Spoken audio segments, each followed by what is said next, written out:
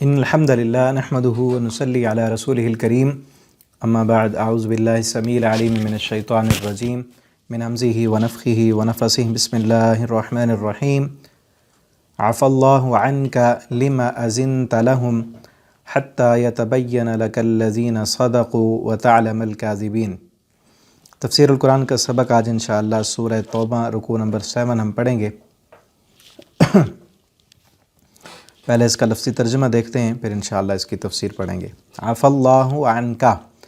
معاف کر دیا ہے اللہ نے آپ کو۔ لما أذنت لهم، کیوں اجازت دی آپ نے لہم ان کو، حتیٰ یہاں تک کہ یتبین ظاہر ہو جاتے لکا آپ پر، الذین وہ لوگ کہ جن سب نے صدقو سچ کہا، وتعلم الکاذبین اور آپ جان لیتے جھوٹوں کو۔ لا یستأذنک، نہیں اجازت مانگتے آپ سے، الذین وہ لوگ یؤمنون باللہ جو سب ایمان رکھتے ہیں اللہ پر، والیوم الآخر اور آخرت کے دن پر۔ کس چیز کی اجازت؟ ان یجاہدوا باموالہم، کہ وہ سب جہاد کریں اپنے مالوں سے، وانفسہم اور اپنی جانوں سے، واللہ اور اللہ تعالی علیم خوب جاننے والا ہے، بالمتقین تمام پرہیزگاروں کو۔ انما بے شک یستأذنک اجازت مانگتے ہیں آپ سے، الذین وہ لوگ لا یؤمنون جو سب نہیں ایمان رکھتے، باللہ اللہ پر، والیوم الآخر اور آخرت کے دن پر، ورتابت قلوبہم اور شک میں پڑے ہوئے ہیں قلوبہم ان کے دل، فہم تو وہ، فی ریبہم اپنے شک میں، یترددون وہ سب تردد کر رہے ہیں، ولو ارادوا الخروج اور اگر وہ سب ارادہ کرتے نکلنے کا، لأعدوا لہ عدہ تو وہ ضرور سب تیاری کرتے لہو اس کے لیے، عدتاً کچھ سامان، ولیکن اور لیکن کرہ اللہ ناپسند کیا اللہ نے، انبعاثہم ان کے اٹھنے کو، ان کے نکلنے کو اللہ نے ناپسند کیا، فثبتہم تو سست کر دیا انہیں، وقیل اقعدوا اور کہہ دیا گیا، اقعدوا تم سب بیٹھے رہو، مع القائدین بیٹھنے والوں کے ساتھ، لو خرجوا اگر وہ سب نکلتے، فیکم تم میں شامل ہو کر، ما زادوکم تو نہ وہ سب زیادہ کرتے تمہارے لیے، الا خبالا مگر خرابی ہی زیادہ کرتے،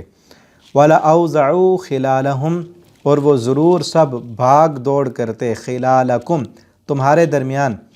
يَبْغُونَكُمُ الْفِتْنَةَ وہ سب چاہتے ہیں تم میں فتنہ پیدا کرنا، وَفِيكُمْ اور تم میں کچھ ایسے ہیں جو سماعون لہم سب کان لگا کر سنتے ہیں، لہم ان کی باتوں کو، واللہ اور اللہ علیم خوب جاننے والا ہے، بالظالمین ظالموں کو۔ لقد ابتغوا الفتنہ بلا شبہ یقیناً ان سب نے چاہا فتنہ ڈالنا، من قبل اس سے پہلے، وقلبوا اور سب الٹ پلٹ کر دیے گئے، لکا آپ کے لیے، الامور کئی معاملات، حتیٰ یہاں تک کہ جاء الحق آ گیا حق، وظاہر امر اللہ اور غالب ہو گیا اللہ کا حکم، وہم کارہون حالانکہ وہ سب ناپسند کرنے والے تھے، ومنہم اور ان میں سے، من یقول کوئی ایسا ہے جو یقول کہتا ہے، اذن لی اجازت دیجئے میرے لیے، ولا تفتنی اور آپ مجھے فتنے میں نہ ڈالیں، الا فی الفتنۃ سقطوا سنو فتنے میں تو تم گر ہی چکے ہو، وان جہنم اور بے شک جہنم لمحیطۃ یقیناً گھیرنے والی ہے، بالکافرین سب کافروں کو، ان تصب کا اگر پہنچی ہے آپ کو، حسنۃ کوئی بھلائی، تسؤہم تو ان کو بری لگتی ہے، وَإِن تُصِبْكَ مصیبہ اور اگر آپ کو کوئی مصیبت، کوئی پریشانی، کوئی مشکل پہنچے، یقولو تو وہ سب کہتے ہیں، قد اخذنا امرنا من قبل یقیناً ہم نے احتیاط کر لی تھی پہلے سے ہی، من قبل اس سے پہلے، وَيَتَوَلَّوْا اور سب وہ پھرتے ہیں، وَهُمْ فَرِحُونَ اس حال میں کہ وہ سب خوش ہوتے ہیں، قل کہہ دیجئے، لن یصیبنا ہرگز نہیں پہنچے گا تمہیں کوئی نقصان، الا ما کتب اللہ لنا مگر جو لکھ دیا اللہ نے، لنا ہمارے لیے، ہوا مولانا وہ ہمارا رب ہے، وعلی اللہ فلیتوکل المؤمنون اور اللہ پر ہی، فلیتوکل پس چاہیے کہ مکمل بھروسہ رکھیں، المؤمنون سب ایمان والے، قل کہہ دیجئے، حل نہیں، تربصون تم سب انتظار کرتے، بنا ہمارے معاملے میں الا مگر احدى الحسنیین دو بھلائیوں میں سے ایک کا، ونحن اور ہم نتربص ہم انتظار کرتے ہیں بکم تمہارے حق میں یا تمہارے لیے ان یصیبکم کہ پہنچائے تم کو اللہ بعذاب عذاب من عنده اپنی طرف سے، او بایدینا یا ہمارے ہاتھوں سے، فتربصوا پس تم انتظار کرو انا معکم متربصون بے شک ہم بھی تمہارے ساتھ انتظار کرنے والے ہیں۔ قل آپ کہہ دیجئے انفقوا تم سب خرچ کرو، طوعا خوشی سے، او کرہن یا ناخوشی، لن یتقبل منکم ہرگز نہیں وہ قبول کیا جائے گا تم سے، انکم بے شک تم ہو قوماً ایسی قوم فاسقین جو سب نافرمانی کرنے والے ہیں،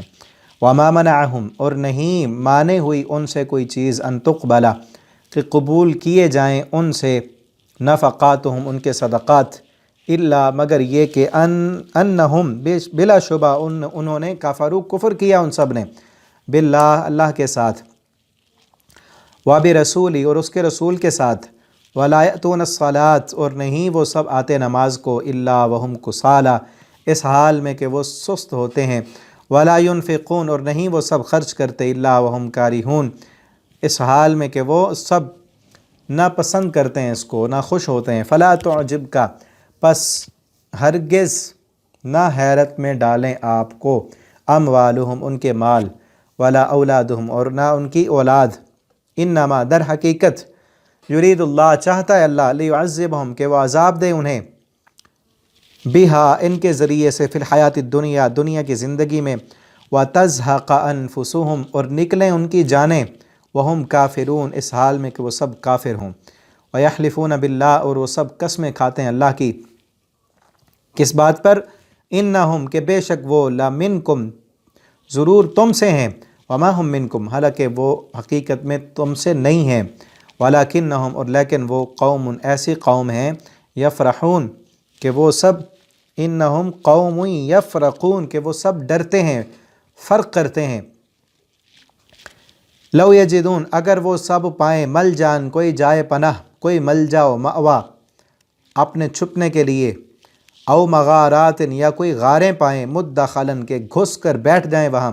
لولوا تو ضرور وہ لوٹ جائیں، الیہ اس کی طرف، وہم یجمعون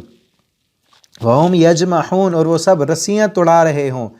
کہ رسیاں توڑا کر جس طرح جانور بھاگتا ہے اس طرح یہ بھی بھاگ جائیں، ومنہم اور ان میں سے کچھ ایسے بھی ہیں، من یلمزوک جو طعن کرتے ہیں آپ پر، فی الصدقات صدقات کے بارے میں، فإن پھر اگر تو وہ سب دیے جائیں منہا ان میں سے، رضو تو وہ سب راضی ہوتے ہیں، وإن لم یؤتوا اور اگر وہ نہ دیے جائیں منہا ان میں سے، اذن تو اسی وقت، ہم یسخطون وہ سب ناراض ہو جاتے ہیں، ولو انہم اور اگر بے شک رضو سب راضی رہتے ہیں، ما اگر وہ راضی رہتے، ما آتاہم اللہ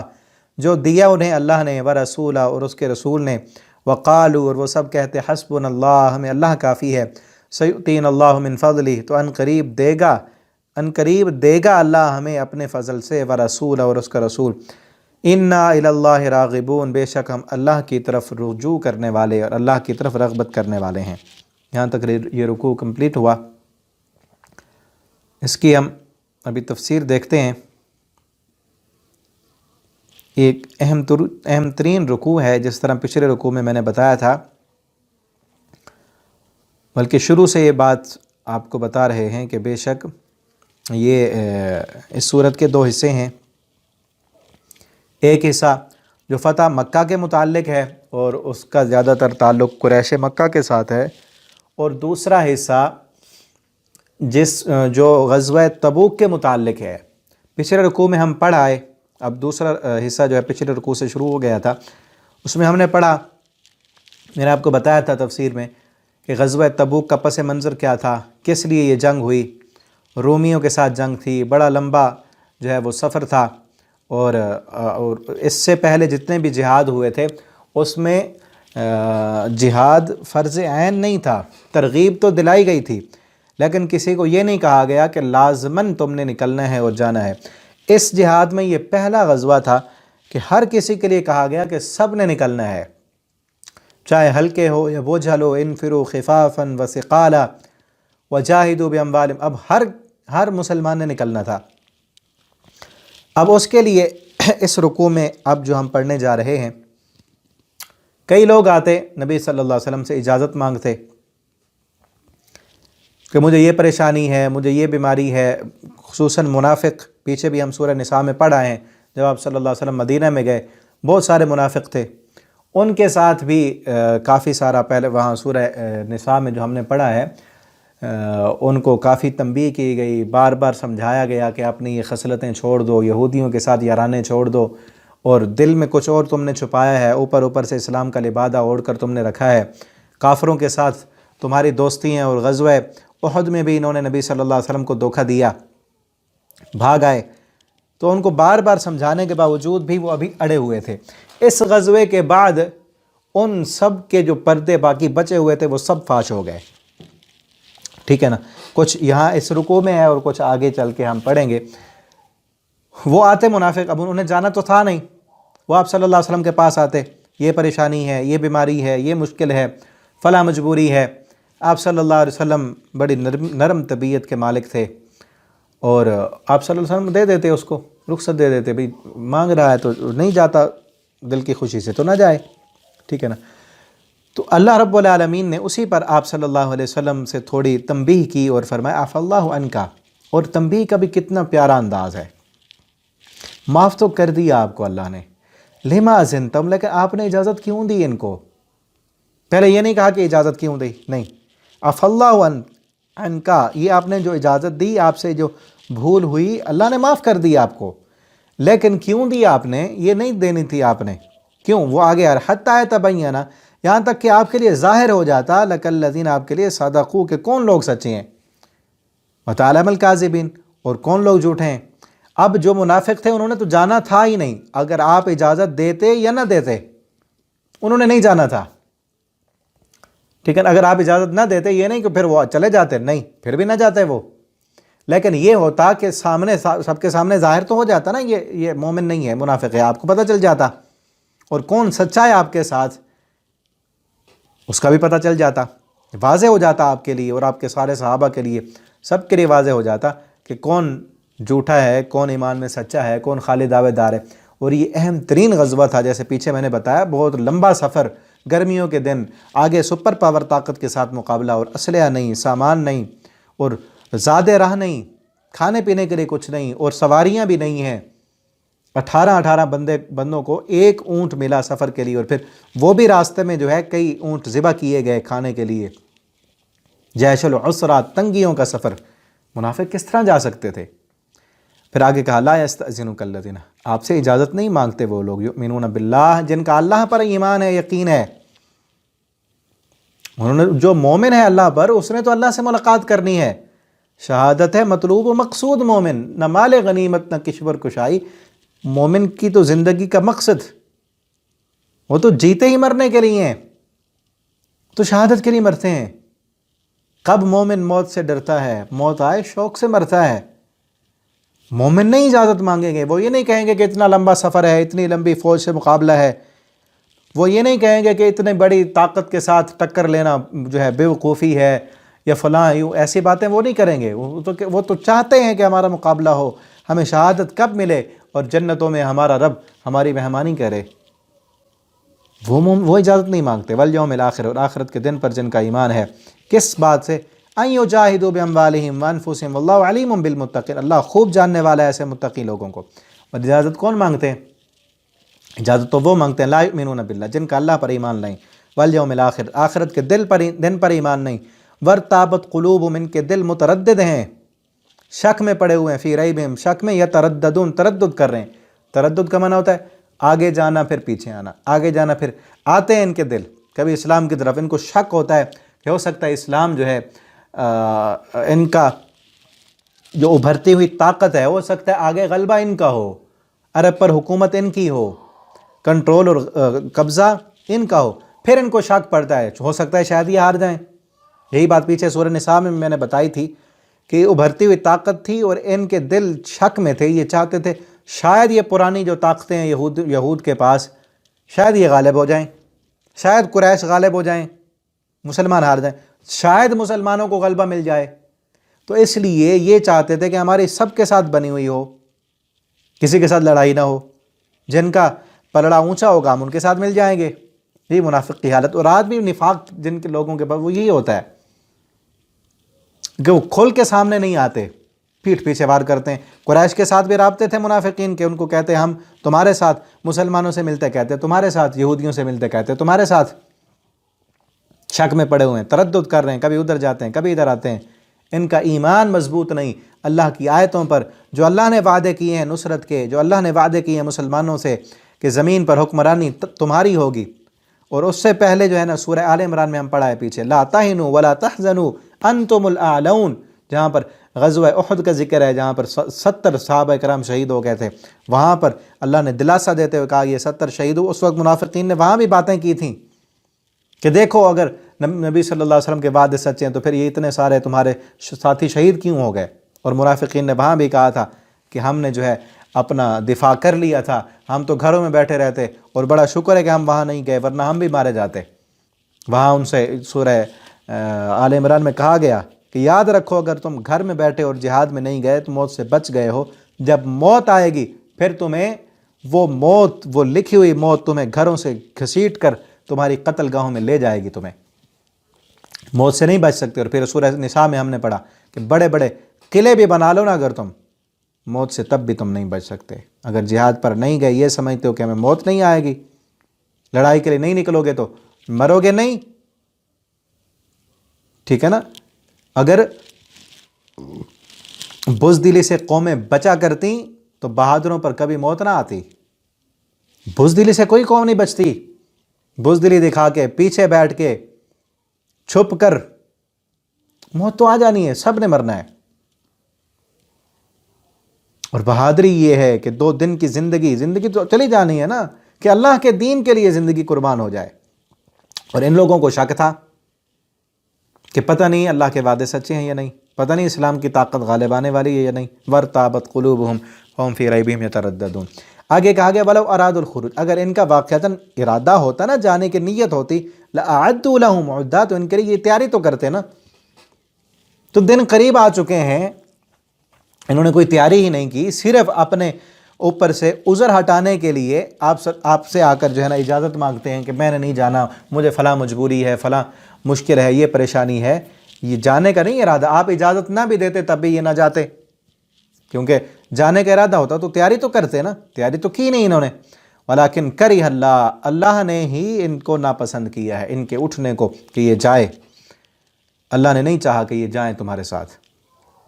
اور اللہ نے ان کو کہا کہ لَقْعُدُوا مَعَ الْقَاعِدِينَ، بیٹھے رہو بیٹھنے والوں کے ساتھ۔ یہ تنبیہ ہے،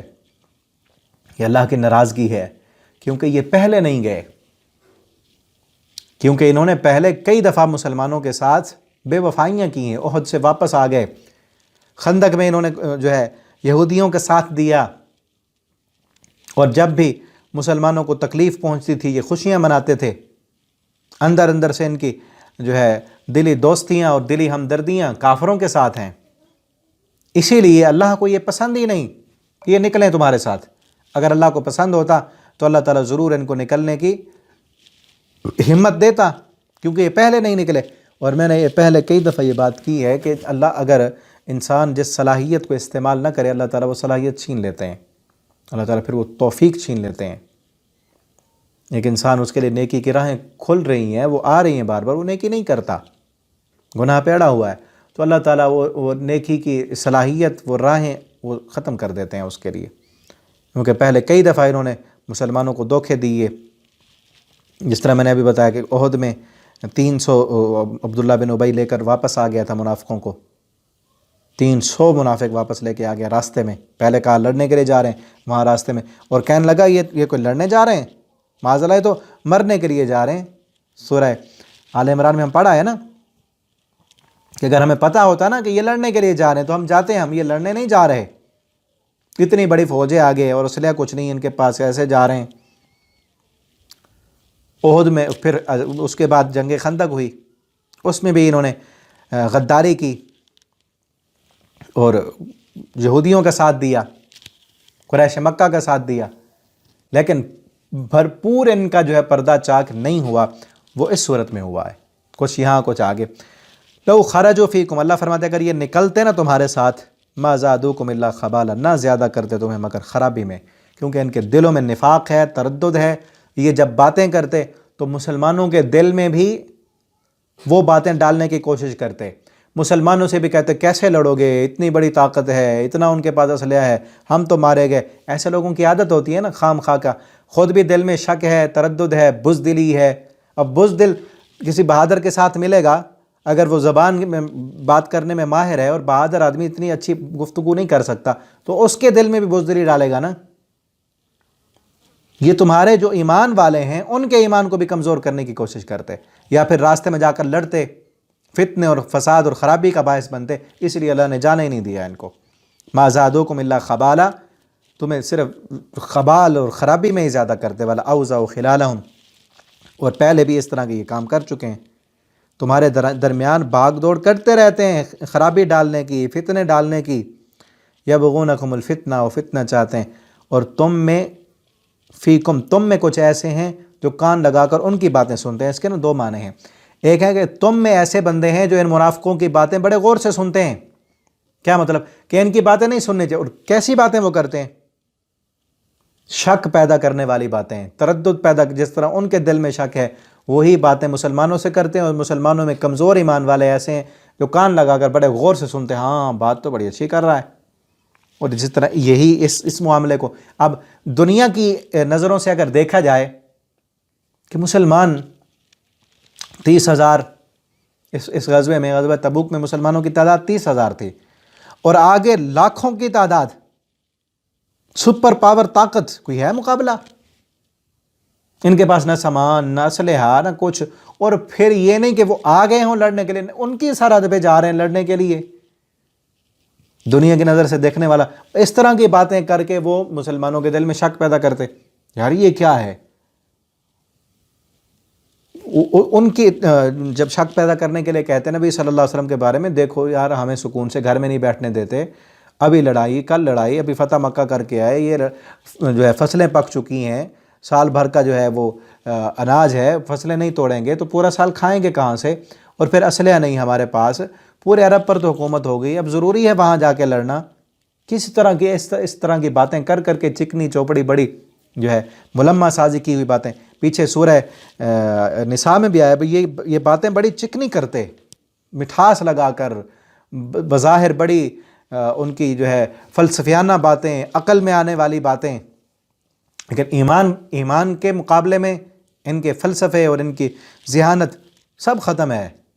اللہ کا حکم ہے، بس لڑنا ہے، حکمت کیا ہے اس کی؟ وہ حکم مانیں گے تو تب پتہ چلے گا نا حکمت کیا تھی۔ یہ تو جب گئے وہاں آئے پھر پتہ چلا نا کیا حکمتیں تھیں اس جنگ کی، اللہ نے کیوں یہ فرض کی تھی سب پر، ٹھیک ہے نا۔ اور پھر دوسرا معنی اس کا یہ ہے، فیکم سماعون لہم، کچھ تم میں ان کے لیے سننے والے، تم میں ابھی کچھ ایسے منافق بھی ملے ہوئے ہیں تم میں، جو تمہاری باتیں سنتے ہیں اور سنتے ہیں ان کے لیے ہیں، تمہاری سن کر ان کو جا کر، ان یہودیوں کو جا کر بتاتے ہیں۔ واللہ علیم بالظالمین، اللہ ظالموں کو خوب جاننے والا ہے۔ لَقَدِ ابْتَغَوُا الْفِتْنَةَ، انہوں نے پہلے بھی فتنہ کیا تھا، وَقَلَّبُوا لَكَ الْأُمُورَ، اور اللہ نے آپ کے لیے معاملہ لوٹا دیے، کئی معاملات درست کر دیے، ٹھیک ہے نا۔ کئی انہوں نے معاملات خراب کرنے کی کوشش کی، جس طرح احد میں، خندق میں، اور پہلے بھی حتی جاء الحق، یہاں تک کہ حق آ گیا اور اللہ کا امر، یعنی مکہ فتح ہو گیا، اللہ کا حکم آ گیا، اور ان کی تدبیریں اور ان کی چالیں، ان کی منافقت کو اللہ نے ان کے منہ پہ مار دیا۔ وہم کارہون، حالانکہ اسے وہ ناپسند کرتے تھے۔ ومنہم، اور ان میں کچھ ایسے بھی ہیں، ان میں نا کوئی ایسا ہے، ایک فرد واحد کی طرف اشارہ، یقول، جو کہتا ہے، اذن لی، مجھے اجازت دیں، لا تفتنی، یہ بڑا بیوقوف اور جو ہے ایسا شرارتی قسم کا انسان تھا، اللہ کی لعنت ہو اس پر۔ اس کا نام بھی مفسرین نے لکھا ہے، کسی نے زید بن رومان کہا ہے، کسی نے جد بن قیس اس کا نام کہا ہے، منافق تھا۔ یہ نبی صلی اللہ علیہ وسلم کے سامنے آ کر، اب دیکھیں ان کی حالت دیکھیں، نبی صلی اللہ علیہ وسلم کے ساتھ آ کر نا بڑے مسخری والے انداز میں، اور کہنے لگا اللہ کے پیغمبر میں نا فلاں قبیلے کا ہوں، میرے قبیلے والے جانتے ہیں کہ میں حسن پرست آدمی ہوں، اور میں عورتوں کے معاملے میں مجھے سارے جانتے ہیں کہ مجھ سے زیادہ کوئی حسن پرست نہیں ہے، اور مجھے آپ لے کے جا رہے ہیں وہاں رومیوں کے پاس۔ شام اور روم کی عورتیں وہ تو بڑی خوبصورت عورتیں ہیں، میں اگر ان خوبصورت عورتوں کو دیکھوں گا تو میں برداشت نہیں کر سکوں گا، تو مجھے آپ نا اس عورتوں والے فتنے میں نہ ڈالیں۔ یہ کہہ رہا تھا، میں یقول مجھے اجازت دے دیں، بس مجھے اس فتنے میں نہ ڈالیں، آگے عورتیں ہیں ان کو دیکھوں گا تو میں پھر قابو نہیں کر سکوں گا اپنے آپ کو۔ کس طرح کی مسخری اور مذاق، اور یعنی معاملہ کس چیز کا، لڑائی کا، دین کا، اور اس کو کس انداز میں آ کر اور کس ہستی کے سامنے بات کر رہا ہے۔ شرم و حیا کی پیکر، کائنات کے عظیم انسان محمد الرسول اللہ صلی اللہ علیہ وسلم کے سامنے۔ باقیوں نے بھی اپنے جو ہے بہانے کیے، انداز کیے، کسی نے کہا میں بیمار ہوں، ماں بیمار ہے، بیوی بیمار ہے، بچے بیمار ہیں، فلاں ہیں، یوں ہیں، اپنے عذر بہانے پیش کیے۔ اس کا عذر اللہ کو اتنا ناپسند آیا کہ اللہ رب العالمین نے اس کا الگ سے ذکر کیا ہے کہ ان میں ایک ایسا ہے جو کہتا ہے کہ مجھے فتنے میں نہ ڈالیں، اور اس کو کہو الا فی الفتنۃ سقطوا، فتنے میں تو تم گر چکے، وَإِنَّ جَهَنَّمَ لَمُحِيطَةٌ بِالْكَافِرِينَ، جہنم تمہارا انتظار کر رہی ہے۔ اس سے بڑا فتنہ اور کیا ہوگا کہ رسول اللہ صلی اللہ علیہ وسلم کے سامنے آ کر اس طرح کا انداز اور اس طرح کی گستاخی اور مسخری، اس سے بڑا فتنہ، اور وہ فتنہ تو کہاں تم پڑھو گے جاؤ گے، وہ فتنہ تو دور رہا تم سے کہ روم کی عورتوں کے فتنے میں مجھے نہ ڈالیں، فتنے میں تو تم پڑ چکے ہو اس نفاق میں، اور رسول اللہ صلی اللہ علیہ وسلم کے سامنے آ کر یہ انداز اختیار کرنے، اس سے بڑا وہ فتنہ کیا ہوگا؟ فتنے میں گر چکے تم، اور یاد رکھو ان جہنم لمحیطۃ بالکافرین، جہنم تمہارا انتظار کر رہی ہے۔ اب دیکھیں نا یہ انداز، یہ آیتیں انہوں نے پہلے یہ انداز کیا، جب یہ آیتیں اتری ان کو پڑھ کے جب سنائی گئیں تو ان پر کیا گزری ہو گئی، دنیا میں بھی رسوائی اور ذلت، آخرت میں بھی عذاب۔ ان تصبک حسنۃ، اب ان کی کیفیت بیان کی جا رہی، مسلمانوں یاد رکھو، ان تصبک حسنۃ، یہ تمہارے کوئی خیر خواہ نہیں ہے، اگر تمہیں کوئی بھلائی پہنچتی ہے، تمہیں فتح ملتی ہے، نصرت ملتی ہے، یہ دنیا کی کوئی بھی بھلائی اللہ تمہیں عطا کرتے ہیں، تو ہم ان منافقوں کو بری لگتی ہے، اور اگر تمہیں مصیبت پہنچے، بیماری لگے، تکلیف آئے، جنگ میں تمہارے لیے جو ہے جنگ تم ہار جاؤ، مصیبتوں یقولو، تو وہ کہتے ہیں قد اخذنا امرنا من قبل، ہم نے تو اپنا معاملہ پہلے پکڑ لیا تھا، کہ ہم نے تو پہلے اپنی تیاری کر لی تھی، ہم جنگ میں نہیں آئے تھے، اسی لیے ہمیں کوئی مصیبت نہیں ہوئی۔ جس طرح پیچھے ہم سورہ آل عمران میں ہم نے پڑھا کہ جب صحابہ کرام 70 جنگ احد میں شہید ہو گئے تھے تو انہوں نے کہا تھا کہ شکر ہے کہ ہم گھر میں بیٹھے رہے،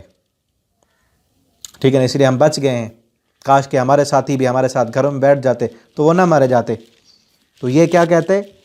کہ ہم نے تو اپنے پہلے بچاؤ کر لیا تھا، ہم نہیں گئے تھے، یہ آج وہی بچاؤ کر کے بیٹھے ہوئے ہیں گھروں میں اور نہیں نکل رہے جہاد کے لیے۔ وَيَتَوَلَّوْا، اور وہ پھرتے ہیں سال میں کو، خوش ہوتے ہیں آپ کی ہار، آپ کی مشکل اور مصیبت پر یہ خوش ہوتے ہیں منافق۔ قُل لَن، ان سے کہو، ان منافقوں سے کہو، لَن يُصِيبَنَا إِلَّا مَا كَتَبَ اللَّهُ لَنَا، ہمیں کوئی نقصان نہیں پہنچے گا مگر جو اللہ نے لکھ دیا ہے۔ تم خوش ہو یا تم ناراض ہو یا خوشی مناؤ، ہمیں تو وہی نقصان ملے گا جو اللہ نے لکھا ہے۔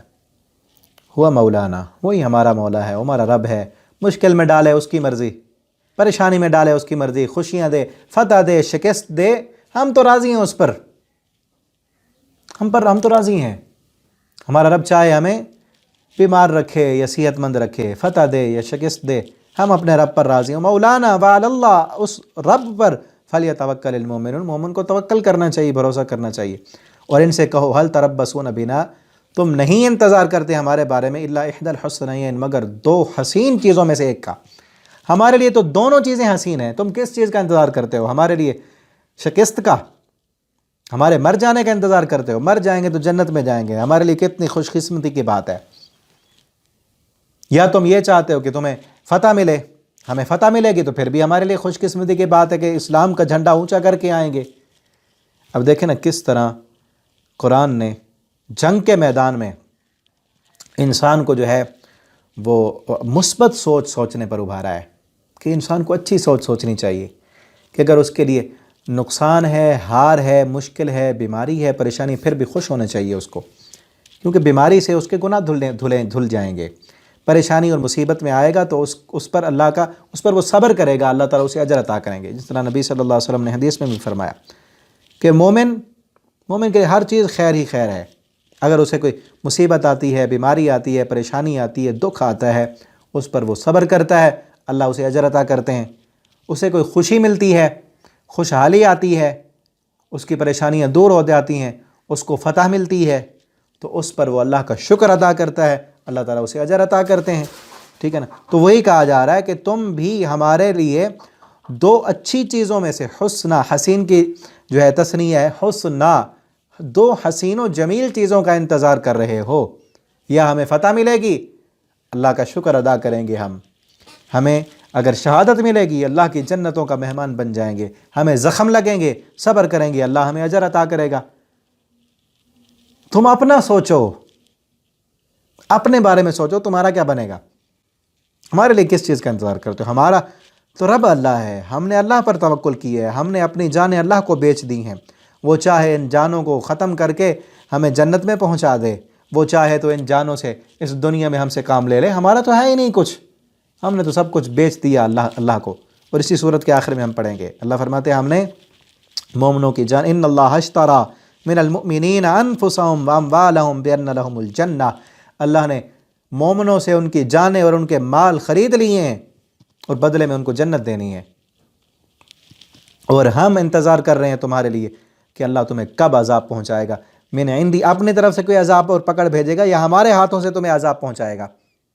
جس طرح غزوہ بدر میں پیچھے ہم پڑھائے، مشرکین کو، قریش کو اللہ نے مسلمانوں کے ہاتھوں سے مروایا،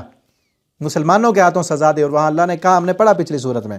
کہ اللہ اگر چاہتا تو اپنی طرف سے بھی عذاب دے سکتا تھا، لیکن اللہ نے تمہارے ہاتھوں سے ان کو سزا دینی ہے۔ اور ہم بھی یہی انتظار کر رہے ہیں اب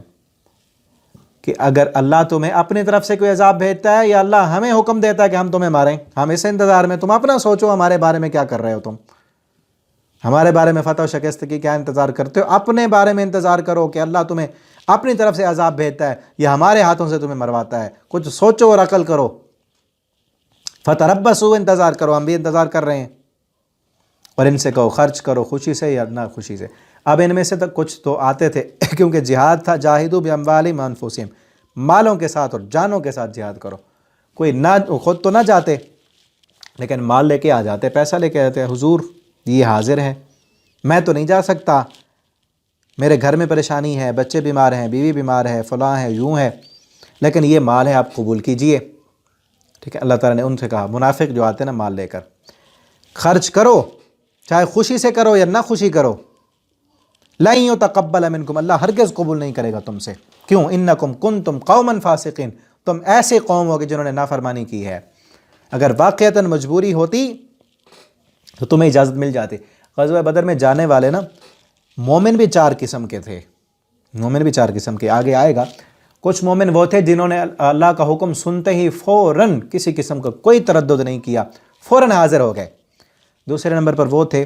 جو شروع میں تو تھوڑا جھجکے، تردد کیا انہوں نے، اور پھر جو ہے ایمان جب ان کا مضبوط ہوا تو وہ بھی تیار ہو گئے۔ تیسرے نمبر پر وہ تھے جو معذور تھے جن کو اللہ رب العالمین نے خود اجازت دی، بیمار تھے واقعتاً یا ان کا کوئی عذر تھا، وہ آگے آئے گا، اللہ تعالیٰ نے ان کو خود اجازت دے دی۔ چوتھے نمبر پر وہ مسلمان تھے، 3 مسلمان تھے، وہ 3 صحابہ کرام کہ جن کا کوئی عذر نہیں تھا واقعتاً، صرف سستی کی وجہ سے وہ نہیں جا سکے جہاد پر، ان کی پھر توبہ کو انہوں نے پھر اللہ سے معافی مانگی، اللہ نے ان کی توبہ کو قبول کیا، اور اسی وجہ سے سورت کا نام سورہ توبہ رکھا۔ اللہ کو توبہ کتنی پسند ہے، اپنے بندوں کی توبہ کو قبول بھی کیا اور ان کے نام پر سورت نازل کر دی۔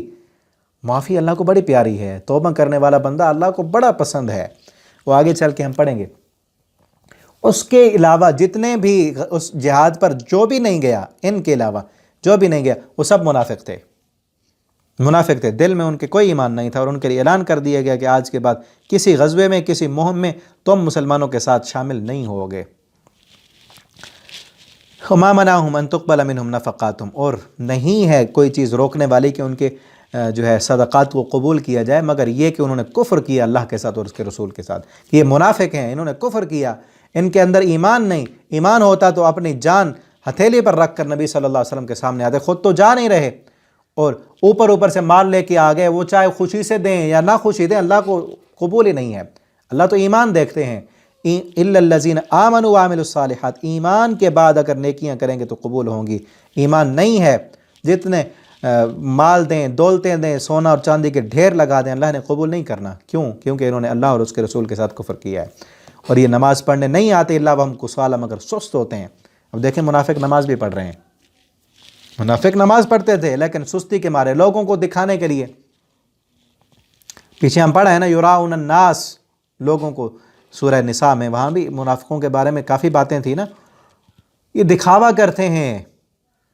لوگوں کو دکھانے کے لیے نماز پڑھتے ہیں، نماز میں کھڑے ہوتے ہیں، سست ہوتے ہیں، ولا ينفقون، نہیں یہ خرچ کرتے الا وهم کارہون، نہ خوشی سے خرچ کرتے ہیں، دکھانے کے لیے خرچ کرتے ہیں، اللہ کی رضا کے لیے خرچ نہیں کرتے، اور خرچ کرنا ان کو پسند ہی نہیں ہوتا۔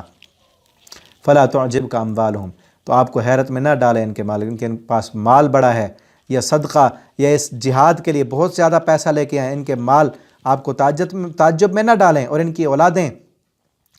بھی آپ کو تعجب میں نہ ڈالیں، اللہ تو چاہتا ہے کہ اللہ ان کو عذاب دے، کہ یہ اپنے جو اللہ نے ان کو ڈھیل دی ہے، اس میں ان کی ڈھیل جب ختم ہو، دنیا میں بھی ان کو عذاب ملے، وَتَزْهَقَ أَنفُسُهُمْ وَهُمْ كَافِرُونَ، ان کی روحیں نکلیں اس حال میں کفر کرنے والے ہوں، اور یہ قسمیں کھا کر کہتے ہیں، اللہ کی قسمیں اٹھاتے تھے یہ منافق، اِنَّهُمْ لَمِنْكُمْ، کہ بے شک وہ تم سے ہیں، اللہ فرماتے ہیں وَمَا هُمْ مِنْكُمْ، یہ تم سے نہیں ہیں، آگے آئے گا، یہ قسمیں اٹھا کر آپ کو راضی کرنا چاہتے ہیں، لیکن اللہ ان سے راضی نہیں ہوگا، آتے نبی صلی اللہ علیہ وسلم کے پاس وہ قسمیں اٹھاتے کہ ہمارا اعتبار کیجئے، کیونکہ پیچھے کئی ان کے پول کھل چکے تھے پہلے بھی، سورہ نساء میں، سورہ آل عمران میں، غزوہ احد اور غزوہ خندق میں کئی ان کے معاملات سامنے آ چکے، پھر آتے اور قسمیں کھا کھا کر کہتے، میں نے شروع میں آپ کو بتایا نبی صلی اللہ علیہ وسلم بڑے نرم مزاج کے مالک، اور اسلام سکھاتا بھی یہی ہے کہ دل کھول کر تو ہم نے کسی کا نہیں دیکھا نا، جو سامنے بتا رہا ہے اس پر ہم نے یقین کرنا ہے، نبی صلی اللہ علیہ وسلم بھی جو آ کر وہ کہتے آپ یقین کر لیتے، جب اللہ رب العالمین نے پھر بتایا، اور اللہ تعالیٰ نے نبی صلی اللہ علیہ وسلم کو جب وحی بھیج کر بتایا، پھر آپ صلی اللہ علیہ وسلم کو پتہ چلا کہ یہ منافق ہیں، اس سے پہلے آپ صلی اللہ علیہ وسلم نے کسی کی نیت کے بارے میں کوئی بات نہیں بتلائی۔ آج جو ہے نا کئی لوگ، ہم میں مسلمان کلمہ بھی پڑھتے ہیں، کسی سے کوئی لڑائی ہو جائے، جھگڑا ہو جائے، فوراً اس کی نیت ڈھونڈ لیتے ہیں، ہاں مجھے تو پتہ ہے، مجھے تو پتہ ہے تو کتنے سچ بولتا ہے، مجھے تو پتہ ہے تو کیسا ہے۔ نبی صلی اللہ علیہ وسلم پہلے آ بھی چکی باتیں، پھر بھی آ کر وہ یحلفون باللہ، قسمیں اٹھا کر آپ صلی اللہ علیہ وسلم کو کہتے کہ ہم جو ہے تمہارے ساتھ ہیں، آپ یقین کر لیتے۔ وما ہم منکم، اللہ تعالیٰ نے بتایا کہ یہ آپ کو قسمیں اٹھا کر کہتے ہیں نا کہ تم سے ہیں، اللہ تعالیٰ تو جانتے ہیں نا دل کے حالات، اللہ فرماتے ہیں ما ہم منکم، یہ تم سے نہیں ہیں، لیکن یہ ایسے لوگ ہیں یفرقون، کہ یہ سب ڈرتے رہتے ہیں۔ لو یجدون ملجان، ہاں اب ان کے بارے میں بتایا جا رہا ہے، اگر یہ قسمیں اٹھا کر، آخر کوئی وجہ ہے نا، سبب ہے، کیوں قسمیں اٹھا کر آپ صلی اللہ علیہ وسلم کو اعتماد دلانا پڑتا کہ ہم تمہارے ساتھ ہیں؟ کیونکہ ان کو کوئی اور جگہ نہیں ملتی تھی، دن بدن اسلام کا جو ہے قوت اور طاقت، اسلام کی حکومت بڑھتی جا رہی تھی، اور اس وقت تو پورے عرب پر مسلمانوں نے مکہ فتح کر لیا، مکہ پر حکومت مسلمانوں کی، مدینہ پر حکومت مسلمانوں کی، اور ٹھیک ہے نا، اور روم کی سرحدوں پر مسلمان دستک دینے کے لیے جا رہے ہیں، اتنی حکومت ہو چکی ہے، اب ان کے لیے کوئی جا نہیں، کوئی جائے پناہ نہیں، کہاں جائیں اب؟ حکومت تو مسلمانوں کی ہے، لیکن ہیں یہ منافق مسلمانوں کے ساتھ دل سے ملے ہوئے نہیں، اور اسی لیے قسمیں کھا کھا کر آپ سے کہتے ہیں ہم تمہارے ساتھ ہیں، کیونکہ مسلمانوں سے یہ بچ سکیں اور مسلمانوں کی پناہ میں آ سکیں، یہ اسلام کے لبادے میں آ کر دوسرے دشمنوں سے بھی یہ بچ سکیں، کوئی اور جگہ ان کو نہیں مل رہی کہ کہاں جائیں، حکومت تو مسلمانوں کی، مل جان، کوئی جائے پناہ نہیں ان کے لیے، او مغارات، یا ان کو کوئی غاریں ملتی، مدخلاً، کوئی گھس بیٹھنے کی جگہ، ان کو کوئی بھی پناہ دے دینا فوراً جائیں گے، لولو، یہ سب لوٹ جائیں گے، وہم یجمحون، اور یہ رسیاں توڑا رہے ہوں گے، جس طرح جانور باندھا ہوا ہو نا کسی رسی کے ساتھ، اور اس کو جب کھولا جائے یا اس کا مالک اسے کھولے اور چارہ ڈال رہا ہو تو فوراً ایسے بھاگتا ہے، جیسے لگتا ہے یہ رسیاں توڑاتا ہے ابھی، یا گھوڑے جیسے جب بھاگتے ہیں تو ایسے لگتا ہے جیسے ان کی رسیاں ٹوٹ رہی ہیں، رسیاں توڑا کر یہ بھاگ جائیں، یہ بند کیے ہوں پھر بھی بھاگیں، یہ ان کے لیے کوئی جگہ نہیں ہے، کوئی جائے پناہ ان کو نہیں ملتی، کیونکہ حکومت اب مسلمانوں کی ہے، اور اللہ نے اب غلبہ، طاقت، اقتدار، اختیار اب مسلمانوں کو عطا کرنا ہے۔ اسی لیے مجبور ہیں اور آ کر قسمیں کھا کر آپ کے سامنے کہتے ہیں کہ ہم تو تمہارے ساتھ ہیں، جنگ میں نہیں جا سکتے۔ ان کو پتہ ہے، ان کے دل کیا کہتے ہیں کہ ادھر جائیں گے تو مارے جائیں گے، اس لیے آ کر آپ کو مال بھی دیتے ہیں، صدقہ بھی دیتے ہیں، اور کہتے ہیں یہ قبول کر لیجئے اور ہمیں اجازت دیجئے، ہم جنگ پر نہیں جا سکتے۔ ان کو کہو کہ اللہ نے تمہارے کوئی صدقات کو قبول نہیں کرنا۔ وَمِنْهُمْ، اور ان میں سے کوئی ایسے بھی ہیں، يَلْمِزُكَ فِي الصَّدَقَاتِ، وہ تان کرتے ہیں آپ پر صدقے کے بارے میں۔ جب آپ نبی صلی اللہ علیہ وسلم جب فتح مکہ ہوا اور جنگ حنین ہوئی اس پر جو مال آیا، آپ صلی اللہ علیہ وسلم جب تقسیم کر رہے تھے، کچھ منافقوں نے آپ پر اعتراض کیا کہ آپ صلی اللہ علیہ وسلم جو ہے صحیح تقسیم نہیں کر رہے۔ ایک بندہ تھا، صحیح البخاری کی حدیث ہے، آپ صلی اللہ علیہ وسلم جب تقسیم کر رہے تھے، اب اس کو آپ بہتر جانتے ہیں کہ کس کو زیادہ دینا ہے، کس کو کتنا دینا ہے۔ وہ ایک سائیڈ پہ آیا، آپ نے اس کو نہیں دیا، دوسری سائیڈ پہ دے دیا، وہ ادھر آیا، آپ نے پھر بھی نہیں دیا، تیسری سائیڈ پہ آیا، اس کو پھر نہیں ملا، تو وہ باتیں کرنے لگا کہ آپ صلی اللہ علیہ وسلم نے ناانصافی کی، صحیح نہیں دیا۔ حضرت خالد بن ولید کہنے لگے، اللہ کے پیغمبر مجھے اجازت دیں، میں اس کی گردن اڑا دیتا ہوں۔ آپ نے فرمایا نہیں، یہ نماز پڑھتا ہے، یہ نماز پڑھتا ہے، میں کسی کلمہ پڑھنے والے اور کسی نماز پڑھنے والے کی گردن نہیں اڑا سکتا۔ آپ نے کچھ نہیں کہا، اور پھر حدیث میں آتا ہے کہ آپ نے کہا تھا اس کی نسل سے کچھ ایسے لوگ آئیں گے قرآن ان کی حلق سے نیچے نہیں اترے گا۔ حضرت علی رضی اللہ تعالیٰ کے دور میں وہ آئے اور حضرت علی نے ان کو قتل کرا دیا تھا۔ کہ منافق لوگ آپ نبی صلی اللہ علیہ وسلم پر اعتراض کرتے، کتنی جو ہے جرت اور کتنی ان کی جسارت تھی کہ نبی مال کے اتنے حریص اور اتنے بھوکے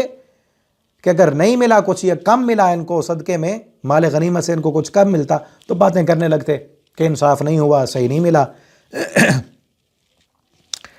منہا، اگر ان کو دے دیں، ان کی مرضی کے مطابق ان کو مل جائے، رضو، تو پھر راضی ہو جاتے ہیں۔ اِلَّمْ يُعْطَوْا، اگر ان کو ان کی مرضی کے مطابق نہ ملے تو پھر راضی نہیں ہوتے۔ اِذَا هُمْ يَسْخَطُونَ، پھر یہ ناراض ہو جاتے ہیں۔ وَلَوْ أَنَّهُمْ، اگر فرماتے ہیں اللہ تعالیٰ فرماتے ہیں اور اگر یہ راضی رہتے، ما آتاہم اللہ، جو انہیں اللہ نے دیا اور اس کے رسول نے دیا۔ بس دیکھیں، اللہ رسول اللہ صلی اللہ علیہ وسلم دے رہے ہیں، اللہ نے رسول اللہ کے دینے کو اپنا دینا کہا ہے کہ جو اللہ نے دیا ہے اور اللہ کے رسول نے دیا۔ وقالوا، اور یہ کہتے کہ ہمیں اللہ کافی ہے، تو اللہ اپنے فضل سے ان کو اور دیتا، کہ ان کو اگر کم ملا تھا، یہ کہتے ہمیں کافی ہے، اللہ ان کو اور عطا کرتا۔ ان شکرتم لازیدنکم، جو اللہ نے دیا ہے اس پر شکر ادا کرو گے تو اللہ اور دے گا۔ اور یہاں سے یہ بات بھی معلوم ہوتی ہے، جو اللہ کے دیے ہوئے پر شکر نہیں کرتا نا، وہ منافقانہ اس کی عادت ہے، کہ عادت منافقانہ ہے۔ جو اللہ نے دیا ہے اس پر راضی ہو جائیں، جس حال میں اللہ نے رکھا ہے اللہ کا شکر ادا کریں، جب بھی کوئی حال پوچھے الحمدللہ کہیں، آپ کی جو تنخواہ ہے، آپ کی جو آمدن ہے، اس پر راضی ہو جائیں۔ جو اللہ نے آپ کو زندگی دی، جیسا جسم دیا، جیسی صحت دی، جیسا گھر دیا، جیسے علاقے میں رکھا، اللہ پر راضی ہو جائیں اور اسی پر رہ کر محنت کریں، کوشش کریں، دنیا کے لیے بھی کریں، آخرت کے لیے بھی کریں، اپنے اللہ کو راضی کرنے کی کوشش کریں، ٹھیک ہے نا؟ تو اللہ تعالیٰ کیا کہتے ہیں، سیؤتین اللہ من فضل، اللہ ان کو اور دیتا اپنے فضل سے، اگر راضی ہو جائیں گے اور محنت کریں گے، اللہ برکتیں بھی دے گا، اللہ عزت بھی دے گا، اللہ دنیا و آخرت کی کامیابیاں بھی عطا کرے گا۔ وَرَسُولُهُ، اور اس کا رسول بھی، اِنَّا إِلَى اللَّهِ رَاغِبُونَ،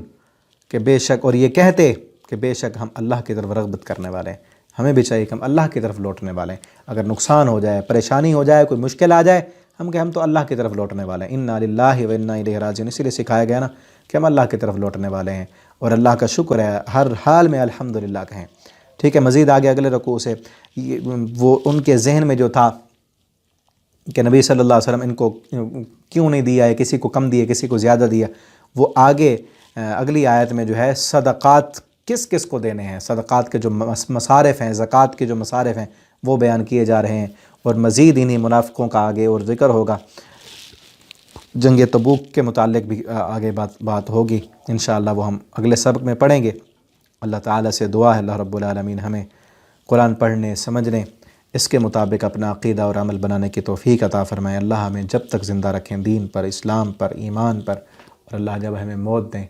تو ایمان والی موت عطا فرمائیں، اور مرنے کے بعد اللہ رب العالمین ہمیں اپنی جنتوں کا مہمان بنا دیں۔ آخر دعوانا الحمدللہ رب العالمین۔